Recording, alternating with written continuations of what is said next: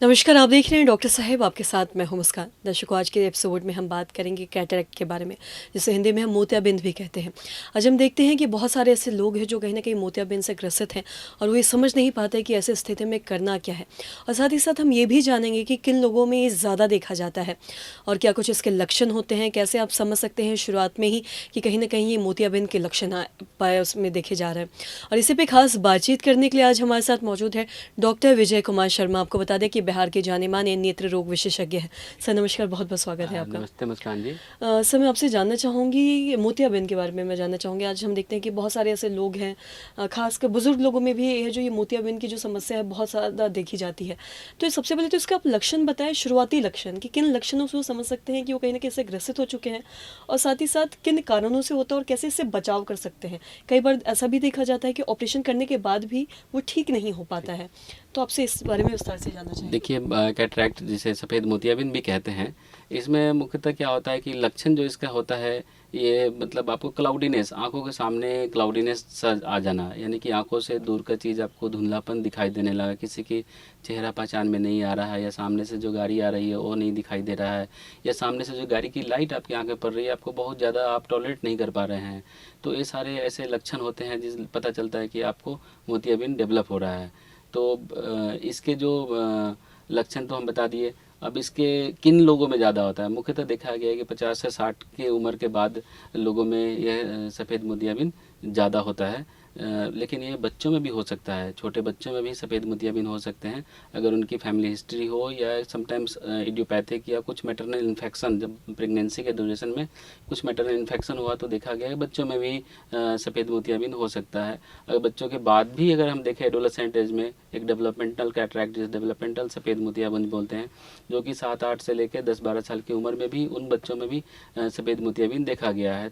तो बच्चों को अगर आप ऐसे ही नॉर्मल टॉर्च लाइट या घर में भी अगर देखेंगे तो वाइट कलर का रिफ्लेक्स अगर आंखों में दिख रहा है तो आप अपने नज़दीकी नेत्र चिकित्सक से मिलिए और बताइए, पूछिए कहीं ये सफ़ेद मोतियाबिंद तो नहीं है।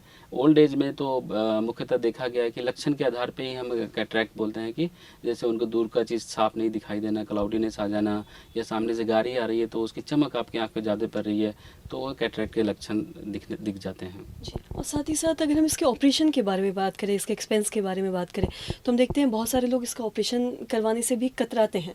और ख़ासकर हम लोग बुज़ुर्ग लोगों में अगर बात करें तो कई बार वो सोचते हैं कि अगर इसका ऑपरेशन करवाएंगे तो उससे और भी कुछ दिक्कतें आ जाएंगी, या कई बार डॉक्टर से भी मना होता है कि ऑपरेशन में नहीं करवा सकते हैं। तो ऐसी स्थिति में क्या कर सकते हैं?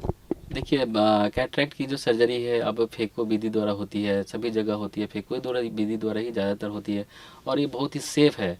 मतलब इसमें अब ऐसा कोई रिस्क नहीं रहा। पुराने समय में हम चीरा बड़ा इंसिजन लगाते थे, सूचर लगाते थे, धागे से उसको बांधते थे, तो वो और आज के समय में जो एडवांस टेक्नोलॉजी से जो कैटरैक्ट सर्जरी होती है, इसमें सर्जरी बहुत ही सेफ़ होती है। मतलब आज सर्जरी कराएं, उसमें इंजेक्शन भी नहीं लगाने पड़ते हैं आजकल, तो बस शून्य का ड्रॉप आता है, शून्य का ड्रॉप डाल दिया और बिना इंजेक्शन के ही आप सर्जरी परफॉर्म की जा सकती है। तो इसके रिस्क बहुत ही कम है या ना के बराबर है। कुछ ऐसे कंडीशन होते हैं जिसमें कैटरैक्ट सर्जरी के लिए मना करते हैं, लेकिन वो कंडीशन आपको आपके नेत्र चिकित्सक बताएंगे कि आपके आंखों में अगर कोई सूजन वगैरह है, या कोई और प्रॉब्लम है जो कि सर्जरी के लिए इंडिकेटेड नहीं है, तो आपके नेत्र चिकित्सक बता देंगे कि हाँ, आपकी आंखों में ऐसी प्रॉब्लम है जो कि फिट नहीं है आप सर्जरी के लिए। लेकिन मुख्यतः देखा गया 90 to 99% पेशेंट जो कैटरैक्ट होते हैं उनको सक्सेसफुल सर्जरी किया जा सकता है। मुस्कान जी ने एक सवाल पूछा कि कभी कभी देखा गया कि कैटरैक्ट सर्जरी के बाद भी लोगों की नज़र ठीक से नहीं आती है। तो ये कभी कभी कुछ मरीजों में अगर इस तरह की सिम्टम होती है तो उनको अपने नेत्र चिकित्सक से मिलना चाहिए कि कहीं उनका पुतली में तो प्रॉब्लम नहीं है, या कैटरैक्ट सर्जरी के बाद उनके झिल्लियाँ तो नहीं बन गई उनकी आँख में, या पीछे पर्दे में कोई प्रॉब्लम तो नहीं है, या कोई ऑप्टिक नर्व यानी ग्लूकोमा में कोई ग्लूकोमा के लक्षण तो नहीं है जिसके कारण उनकी नज़र नहीं बनी। तो अपने नेत्र चिकित्सक से मिलकर आप इस पर विचार कर सकते हैं कि क्या दिक्कत हुई है।